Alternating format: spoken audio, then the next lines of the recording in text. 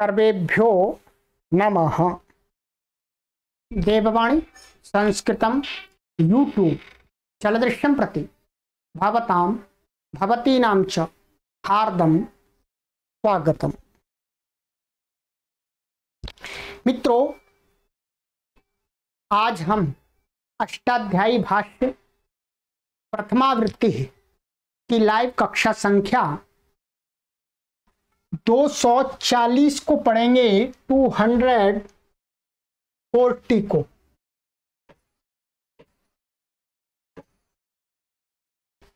सभी कक्षाएं आपके लिए यहाँ पर प्लेलिस्ट में उपलब्ध हैं। आप जब चाहें तब इन सभी कक्षाओं को पढ़ सकते हैं।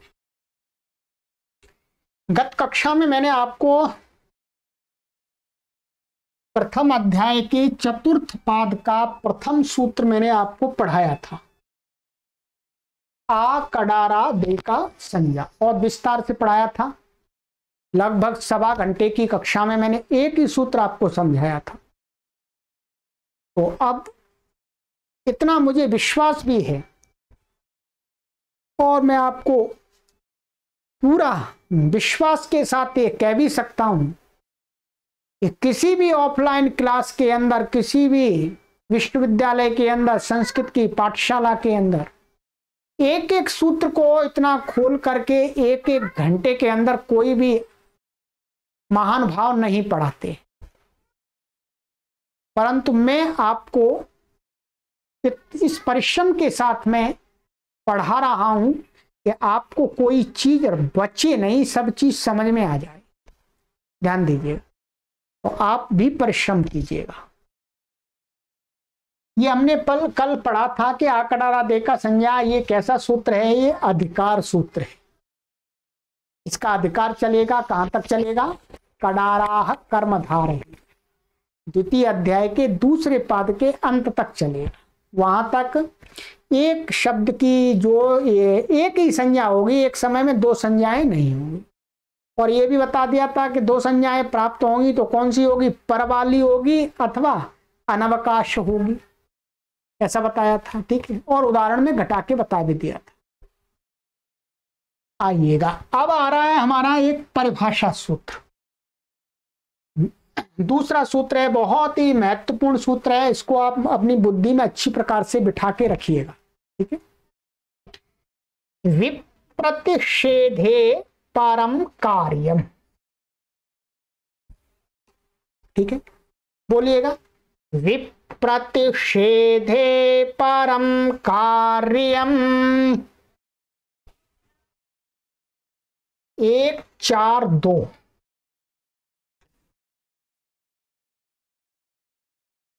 पदच्छेद करते हैं। विप्रतिषेधे सप्तमी विभक्ति एक वचनांतम, परम प्रथमा विभक्ति एक वचनांतम, कार्यम प्रथमा विभक्ति एक वचनांतम।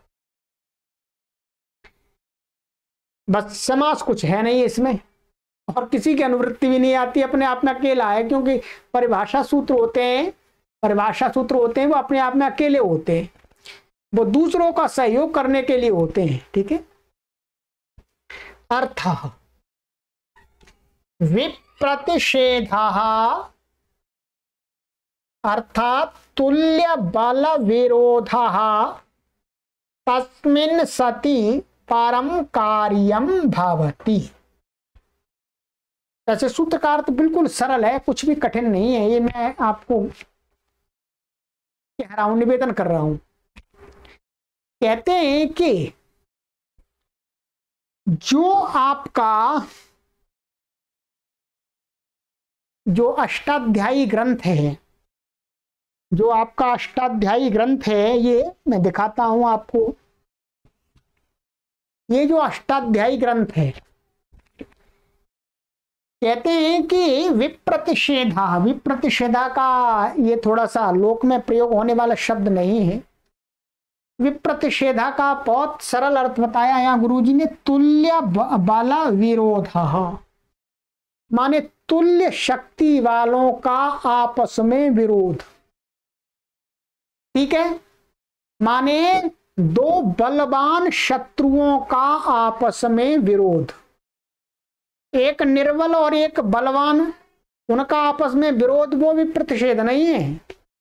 कह रहे हैं तुल्य बल वाले माने समान बल वाले, दोनों समान बल वाले हैं, दोनों के पास में समान शक्तियां हैं, उनका जो विरोध होता है उस विरोध को ही कहते हैं विप्रतिषेध। ठीक है, मानिएगा दो राजा लोग हैं, एक राजा के पास में 10,000 की सेना है और खूब लोग भी हैं, सैनिक भी हैं, ठीक है, हथियार हैं, बहुत सारे घोड़े हैं, हाथी हैं। और एक दूसरा राजा, उसके पास में भी 10,000 सैनिक हैं और भी हथियार आदि हैं, हाथी घोड़े। और जब उन दोनों का एक दूसरे में टक्कर हो जाए, विरोध हो जाए, तो वो क्या कहलाएगा? तुल्य बल विरोध माने विप्रतिषेध। और एक राजा के पास में 1000 सैनिक और थोड़े से घोड़े और हाथी है, थोड़ा सा गोला बारूद है। और एक राजा के पास में 10,000 सैनिक और बहुत सारे हजारों की संख्या में हाथी घोड़े और हथियार, तो बड़े बड़े अस्त्र शस्त्र, ठीक है। उन दोनों का विरोध हो जाए, आपस में झगड़ने लगे, तो क्या है? वो भी प्रतिषेध नहीं है, क्योंकि वो एक तो कमजोर है, एक बलवान है, उसका विरोध नहीं है। समान बल वालों का विरोध, उसे 1000 वाले, जो 1000 सैनिक है जिसके पास में, यदि उसका 1000 सैनिक वाले से विरोध होता है तो बराबर है वो, और 10,000 वाले से विरोध होता है तो वो कमजोर है, उसको विप्रतिषेध नहीं कहेंगे। तो यहां पर कह रहे हैं विप्रतिषेधा माने तुल्य वाला विरोध, तस्मिन् सति माने तुल्य बल वाले। यहां क्या है? यहां तो सैनिक नहीं आएंगे, यहां है सूत्र। तुल्य बल वाले, तुल्य शक्ति वाले, जो तुल्य सामर्थ्य वाले जो दो सूत्र, कहते हैं तस्मिन् सति माने उन दोनों का विरोध हो जाए आपस में, वो कहे मैं करूंगा कार्य, वो कहे मैं करूंगा कार्य। ऐसा सूत्रों में झगड़ा होने लगता है, झगड़ा होने लगता है जी। ठीक है, तो कहते हैं जब दो तुल्य वाले शक्ति वाले सूत्र आपस में झगड़ने लगे, अब झगड़ने लगेंगे, कोई बीच बचाव करने वाला नहीं होगा तो क्या होगा जी? टकरा जाएंगे, नष्ट हो जाएंगे, नष्ट हो जाएंगे तो फिर व्याकरण बड़ा परेशानी आ जाएगी। तो कहते हैं उनमें जब विरोध हो जाता है तो महर्षि पाणिनि जी नियम बना रहे हैं कि भाई उसमें कैसी व्यवस्था देनी चाहिए। परम कार्यम भवति माने उन जब जो तुल्य बल वाले जो दो सूत्र हैं अष्टाध्यायी के अंदर, उनका यदि कहीं विरोध हो जाए, वैसे तो अपना अपना काम करते रहेंगे, परंतु एक स्थान पर दोनों इकट्ठे आके लगने लगे, आपस में झगड़ा करने लगे कि भाई मैं करूंगा पहले, तो कहते हैं उसमें जो वैयाकरण लोग हैं उनको ऐसी व्यवस्था कर लेनी चाहिए कि मैंने जो ये अष्टाध्यायी शास्त्र बनाया है, इसमें जो सूत्रों का क्रम है, तो उन दोनों को सूत्रों का क्रम देखना चाहिए पहले, उनमें से कौन सा पहले पड़ा हुआ है, कौन सा बाद में पड़ा हुआ है। ठीक है, कौन सा पहले पड़ा हुआ है, कौन सा बाद में पड़ा हुआ है, तो उसमें जो झगड़ा हो रहा है उसमें जो बाद में पड़ा हुआ सूत्र है उसको पहले कार्य करने का अवसर देना चाहिए। जो पहले पड़ा हुआ है उसको रोक देना चाहिए, हटो भाई पीछे, तुम पहले हटो। पहले बाद में जो पड़ा हुआ सूत्र है क्रम में, उसको कार्य करने दिया जाएगा, बाद में आपको करना हो तो कर लेना, नहीं तो अपने घर पर बैठना। ठीक है, तो कहते हैं कि ये विप्रतिषेध परम कार्यम माने विप्रतिषेध माने तुल्य बल वाले सूत्रों का जब विरोध हो जाए तो क्या व्यवस्था करनी चाहिए? अष्टाध्यायी क्रम में उन दो सूत्रों में से जो बाद वाला पढ़ा हुआ है, बाद में पढ़ा हुआ है, उसको पहले कार्य करना चाहिए। परम कार्यम भवति माने पर वाला सूत्र कार्य करता है। अब ये बात आपको कहां पर समझ में आएगी? उदाहरण में समझ में आएगी। आइए उदाहरण में वृक्षेभ्यः प्लक्षेभ्यः, ये उदाहरण है। ठीक है, ये आपका वृक्ष शब्द का प्लक्ष शब्द का चतुर्थी और पंचमी बहुवचन में रूप बन जाएगा। ठीक है, कोई परेशानी नहीं है। अब आइएगा, अब हिंदी देखनी है आपको, कुछ कठिन नहीं है। गुरुजी ने लिखा यहाँ पर, तुल्य बल विरोध को विप्रतिषेध कहते हैं। अर्थात जहां दो सूत्र कहीं अन्यत्र उदाहरणों में पृथक पृथक लग चुके हो, माने दो सूत्र ऐसे जैसे एक सूत्र ने कहीं दूसरी जगह काम कर दिया, एक ने दूसरी जगह काम कर दिया, पर किसी एक स्थल में दोनों ही प्राप्त हो रहे हो, फिर वो एक स्थान ऐसा आ गया कि उस पर दोनों ही प्राप्त हो रहे हैं, तो कौन सा हो? दोनों कहेंगे कि मैं लगूंगा मैं लगूंगा ठीक है, यही कहेंगे भाई मैं लगूंगा मैं लगूंगा मैं करूंगा कार्य।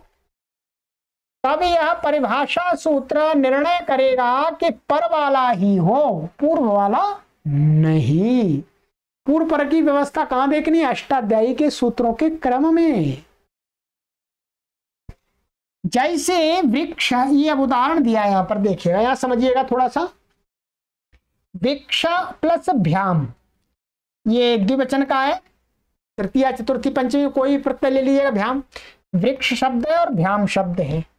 यहां पर क्या होता है, भ्याम के परे रहते इसकी अंग संज्ञा है, यस्मात् प्रत्यय विधिस्तदादि प्रत्यय अंगम से।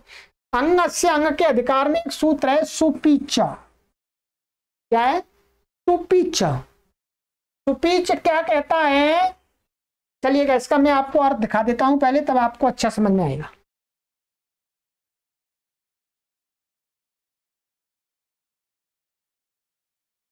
ये है सूत्र आपका सुपीच, 7वें अध्याय के 3रे पाद का 102वां। ये कहता है कि अकारांतस्य अंगस्य दीर्घो भवति यण्यादौ सुपी पच परतः। सुप प्रत्यय अर्थात जो 21 प्रत्यय हैं, उन 21 प्रत्ययों में जो यही प्रत्याहारांतर्गत वर्ण आदि वाले जो सुप प्रत्यय हैं, ठीक है, उन प्रत्ययों के परे रहते क्या होता है, पूर्व का जो ह्रस्वकारांत अंग है उसको दीर्घ हो जाता है। ठीक है, ये सूत्र ये कहता है। अब यहां पर देखिएगा, यहां पर क्या है, ये भ्याम सुप है और ये भा आदि में है, ये यही प्रत्याहार के अंतर्गत आ जाता है। इसके अंतर्गत आ जाता है, यही प्रत्याहार के अंतर्गत। तो यही आदि और सुप भी है, ये सुप भी है। इसके पर्याप्त ह्रस्वकारांत को दीर्घ हो गया, यहां पर सुपीच से क्या हुआ, सुपीच से दीर्घ हो गया। यहां पर कोई दूसरा सूत्र लग ही नहीं रहा, केवल यही लग रहा है, हो गया दीर्घ। ठीक है, सुपीच सूत्र का यहां पर काम हो गया। ठीक है, क्या बन गया रूप, वृक्षाभ्याम। अब देखिएगा, तथा अब एक दूसरा और बता रहे हैं, वृक्ष सुप, ये सप्तमी बहुवचन का बता रहे हैं। ठीक है, सुप का ये प चला जाता है, सु बचता है और वृक्ष शब्द है। यहां पर क्या है, बहुवचने झल्येत। इस सूत्र के नीचे ही ये सूत्र है। ये सूत्र कहता है कि सुप झलादि सुप बहुवचन वाला प्रत्यय, बहुवचन जो सुप है, जस शस भ्यस भिस भ्यस भ्यस, ठीक है, आम सुप, तो बहुवचन वाले प्रत्ययों में जो झलादि प्रत्यय हैं, झलादि, ठीक है, उनके परे रहते क्या हो जाता है, ह्रस्वकारांत अंग को ए हो जाता है। क्या होता है, ए। इसको भी मैं आपको दिखा देता हूं अर्थ, चलिएगा। ये देखिए, बहुवचने झल्येत, अकारांतस्य अंगस्य एकारादेशो भवति, बहुवचने झलादौ सुपी परतः। माने ह्रस्वकारांत अंग का को एकार आदेश हो जाता है। पहले तो दीर्घ कर रहा था, परंतु यदि झलादि सुप बहुवचन का प्रत्यय होगा तो क्या हो जाएगा, एकार आदेश होगा, बहुवचने झलादौ प्रत्यय परता, तो ये आदेश हो गया। इससे क्या हुआ, आइएगा देखिएगा, ये बहुवचने झल्येत से क्या हुआ, वृक्ष के बहुवचन सुप के परे रहते एक तो होकर के क्या बना, वृक्ष, ऐसा बन गया ये वृक्ष, और ये ए हो गया, और सुप का सु है, इसको क्या आदेश प्रत्ययों से मूर्धन्य शकार हो गया। तो क्या बन गया, वृक्षेषु बन गया। यहां पर कोई दूसरा सूत्र प्राप्त नहीं है, केवल प्राप्त है बहुवचने झल्लित। ये दो सूत्र आपको दिखा दिए, ध्यान रखिएगा। सुपीचा जब लग रहा था तो वहां कोई दूसरा सूत्र प्राप्त नहीं था। बहुवचने झल्लित जब एक तो कर रहा है तो कोई दूसरा सूत्र प्राप्त नहीं है। अब यह सुपीचा तथा बहुवचने झल्लित पृथक पृथक स्थलों में चरितार्थ हैं। चरितार्थ माने दोनों ने कहीं कहीं अपने भिन्न भिन्न स्थान में कार्य कर दिया है, इनका कोई विरोध नहीं है आपस में। क्योंकि वृक्षेषु में सुपीचा नहीं लगता है और वृक्षेभ्या में ये नहीं लगता है, वृक्षाभ्याम में बहुवचने झल्लित नहीं लगता है, क्योंकि वो तो बहुवचन में काम करता है। अब देखिएगा, परंतु क्या है, एक शब्द है यही इसी का वृक्षभ्यस, भ्यस प्रत्यय लाएंगे, पंचमी का चतुर्थी का या बहुवचन का ले आएंगे, ठीक है। अब देखिएगा, वृक्षाभ्यस, इस अवस्था में ययादि सुप परे रहने होने पर, क्योंकि यही प्रत्याहार के अंतर्गत आ रहा है भा, ध्यान दीजिएगा क्या आ रहा है, यही प्रत्याहार के अंतर्गत आ रहा है भ्या भा।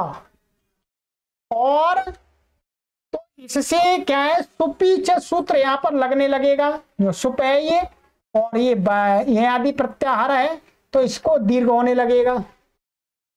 और भ्यस बहुवचन झलादि सुप है, ठीक है, झलादि भी है, तो इसलिए बहुवचन झल्लित ये भी लगने लगेगा क्योंकि बहुवचन वाला है।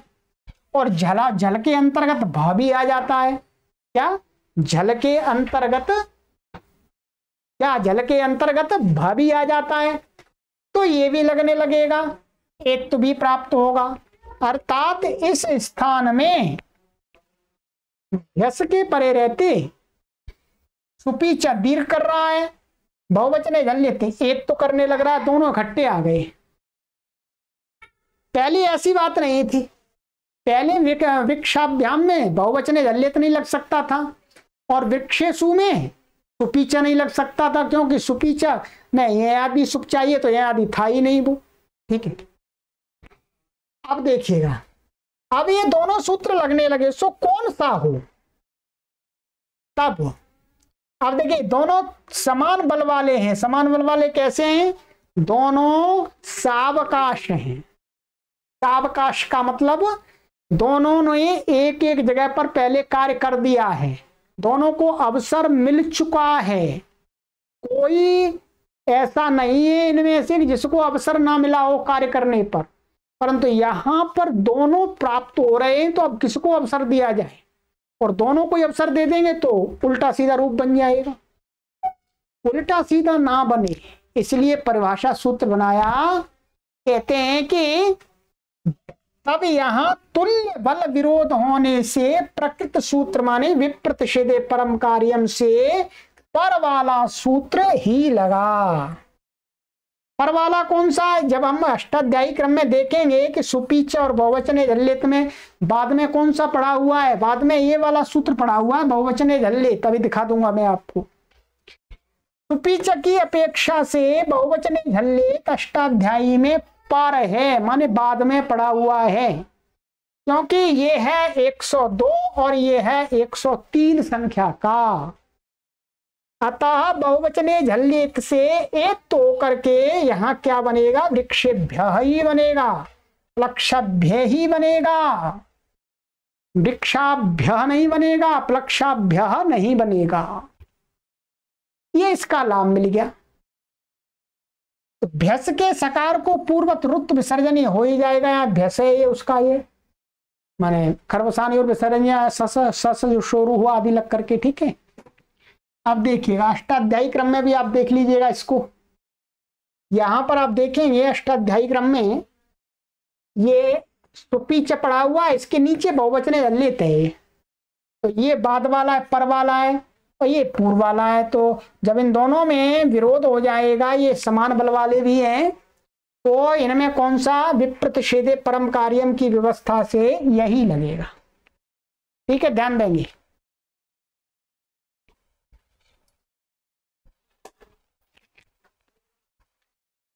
चलिएगा, तो ये हो गया आपका, ये एक उदाहरण दिया है। आगे आपको बहुत सारी जगह ऐसे आएंगी, तो अब आपको अपने आप ये सूत्र को समझते रहना है।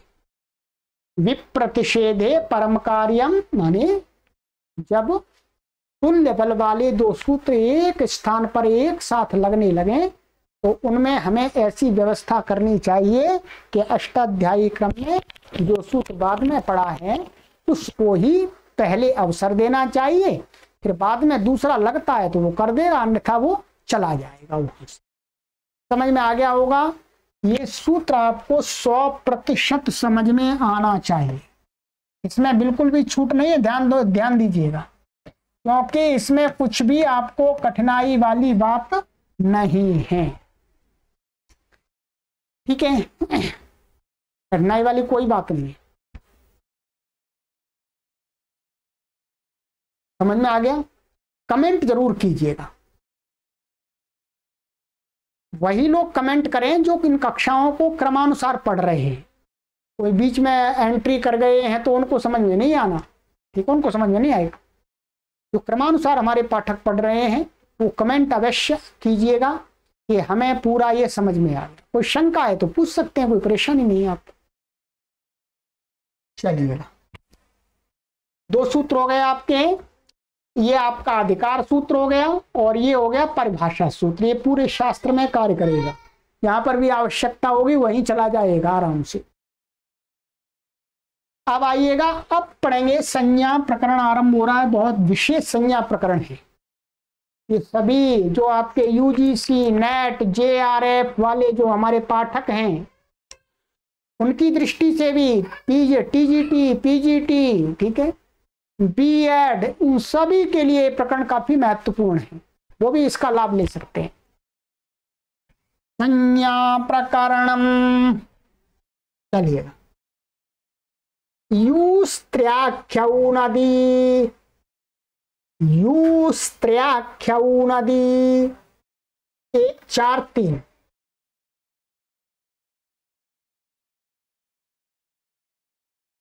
यू सुपाम सुलुप सुलुप सुप इत्यादि सूत्र है 7वें अध्याय के प्रथम पाद का 39वां सूत्र, छंद का सूत्र है। तो क्या है, सूत्रों में भी छंद के समान कार्य करके इससे क्या हो गया, इत्यनेन विभक्तिर लुप्यते अत्र। ये क्या है, यू वास्तव में ये क्या है, द्विवचनांत शब्द है। ठीक है, यू, इसको युवौ ऐसा बनना चाहिए था, इसको क्या बनना चाहिए था,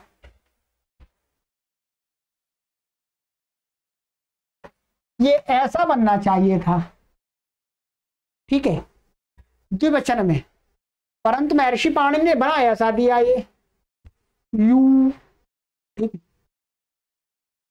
तो इसलिए कह रहे हैं कि यहां पर जो क्या है, द्विवचन का जो प्रत्यय आया था आऊ, उसका लुक कर दिया महर्षि पाणिनि ने, लुक करके पढ़ा हुआ है। अर्थात इस सूत्र से लुक कर दिया है। सुप का या अऊ का तो यू ही बचा है बस केवल। ठीक, तो वही का इतने विभक्ति लुप्यते, विभक्ति का लोप करके पढ़ा हुआ है सूत्र। स्त्रियाख्यौ प्रथमा विभक्ति द्विवचनांतम, नदी प्रथमा विभक्ति एक वचनांत। समासः ईचा ऊचा यू इतरे तरे योग द्वंद्वः। इको यणची इत्यनेन यणादेशः, माने ई और ऊ, तो यहाँ पर ई को या कर दिया, यहाँ ऊ आ रहा है, संधि करके पढ़ दिया तो यू हो गया है। ये वास्तव में है क्या, अलग अलग करेंगे तो ई ऊ, तो इतरे तरे योग द्वंद्व समास हो गया इसके अंदर। स्त्रियम आचक्षाते स्त्रियाख्यौ, माने स्त्रियाख्यौ का अर्थ है स्त्रीलिंग को कहने वाले। क्या, स्त्रीलिंग को कहने वाले। किसका विशेषण है, यू का, द्विवचन है ये भी। तो स्त्रियम आचक्षाते स्त्रियाख्यौ उपपदमतिं इत्यनेन तत्पुरुष समासा। माने इसकी जब सिद्धि करेंगे, अभी सिद्धि आदि आपको कुछ नहीं करनी है, केवल उपपदमतिं से यहाँ समास होता है और प्रत्यय आदि होता है। तो ये स्त्रियाख्य माने स्त्रीलिंग के वाचक ईकारांत और उकारांत शब्द। ठीक है, आइएगा अब अर्थ आ जाइएगा। अर्थ ईकारांतम उकारांतं च स्त्रियाख्यम शब्द रूपम नदी संज्ञकम भवति। संज्ञा सूत्र है, इसलिए कहते हैं कि जो दीर्घ ईकारांत शब्द, दीर्घ ईकारांत माने दीर्घ ई अंत में जिन शब्दों के और दीर्घ ऊ जिनके अंत में, ऐसे स्त्रियाख्यम माने स्त्रीलिंगवाची शब्द जो शब्द है उसकी क्या हो जाती है, नदी संज्ञा हो जाती है, उसका नदी नाम रख दिया। नदी माने रिवर नहीं है, पानी वाली नदी, पानी वाली नदी नहीं है, ये नदी माने नाम है दीर्घ ईकारांत और उकारांत स्त्रीलिंगवाची शब्दों का। ठीक है, हाँ, नदी कहने पर यहाँ पर क्या बोध होना चाहिए मन दिमाग बुद्धि में, दीर्घ ईकारांत और दीर्घ उकारांत शब्द। चलिएगा उदाहरण दे रहे हैं आपको यहाँ पर, कुमार्ययी गौर्ययी शारंगरभ्ययी, ये ईकारांत के हैं, उकारांतम के ब्रह्म बंध्वई यवाग्वई, सरल उदाहरण है। ठीक है, ये कुमारी शब्द है, ये गौरी शब्द है, ये शारंग रवि शब्द है, ये ब्रह्म बंधु शब्द है, ये यवागु शब्द है। इनके ये रूप दिखा दिए चतुर्थी में, एक एक रूप दिखा दिया है, या नदी संज्ञा का प्रयोजन भी दिखा देंगे। ठीक है, आइएगा आप सिद्धि देख लेते हैं इसकी। पीछे परिशिष्ट में आप देख लीजिएगा, आइएगा। कुमार्यई माने कुमारी के लिए, चतुर्थी एक वचन का रूप है। ठीक है, कुमारी शब्द है ये ईकारांत, ये क्या है, गीवंत है, तो क्या है वैसे है गीशंत है, तो क्या है ज्ञाप प्रातिपदिकात से गीवंत गीशंत होने से क्या है, वैसे प्रथमे से गीप हो गया था, गीवंत होने से क्या हुआ, यहाँ पर स्वादि उत्पत्ति करेंगे, पूर्वत सब सूत्र लग करके स्वादि उत्पत्ति की। ठीक है, चतुर्थी विभक्ति का एक वचन का गे प्रत्यय ले आएंगे। ठीक है, चतुर्थी संप्रदान करके ले आएंगे। ठीक है, तो चतुर्थी संप्रदान गे आ गया, कुमारी गे।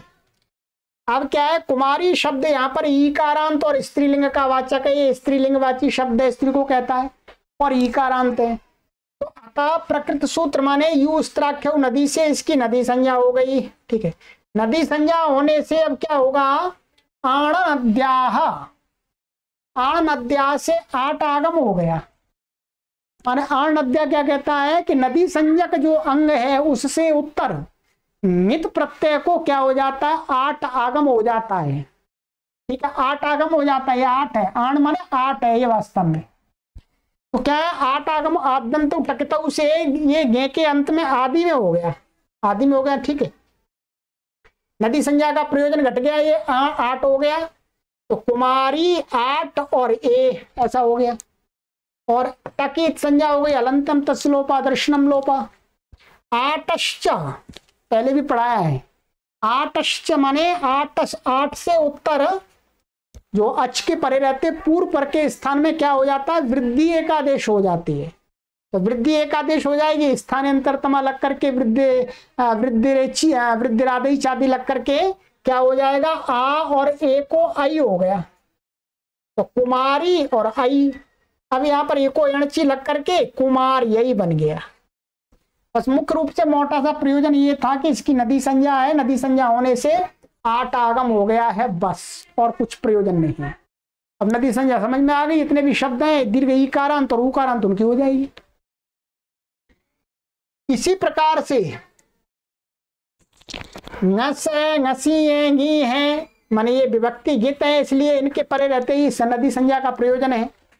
विभक्तियों के परे रहते नदी संज्ञा होकर के आण नद्याः से आठ आगम होता है, यही नदी संज्ञा का फल है। ठीक है, माने इन प्रत्ययों को क्या हो जाता है, आठ आगम हो जाता है आण नद्या से, और कोई नहीं, बस तो दीर्घ ईकारांत शब्द का आपको बता दिया। ठीक है,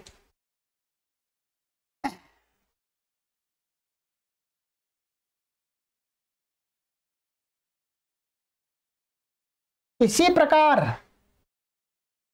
गौर्यई, क्या है गौरी, तो गौरी शब्द है ये गौरी के लिए, तो यहाँ पर भी वही हो जाएगा ईकारांत की नदी संज्ञा और आटागम। शारंग रवि का शारंग रव्यई बन जाएगा चतुर्थी में। ब्रह्म बंधुई ये उकारांत है, और ब्रह्म बंधुई और ये आ गया और ये आटागम हो गया, इसकी नदी संज्ञा हो गई यूस्ताख्यु नदी से, तो आठ नद्या से आटागम हो गया ये। और यहाँ पर आटश्च से वृद्धि एकादेश होकर के और एको यणची लग करके इस ऊ को क्या हो जाएगा, वह हो जाएगा, तो ब्रह्म बंध्वई। ऐसे यवागु, क्या है यवागु, ये है यवागु, तो ये इसकी होकर के क्या बन जाएगा, ये के परे रहते चतुर्थी में यवाग वही, इसी के समान, कुछ भी विशेष नहीं है, सामान्य है। ठीक है, चलिएगा।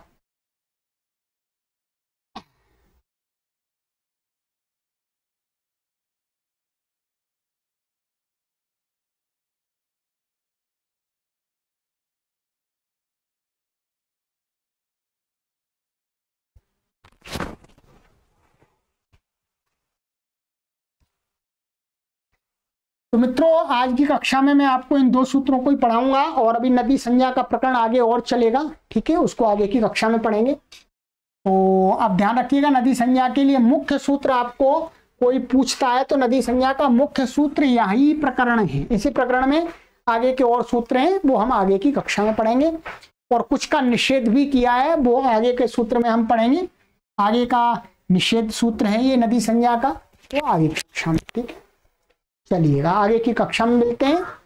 आज आपको थोड़ा सा रिलीफ मिलेगा, थोड़ी कक्षा छोटी बनी है। ठीक है, अब तेजी से पाठ चलेगा, ध्यान रखेंगे। ठीक है, चलिए, सर्वेभ्यो नमः।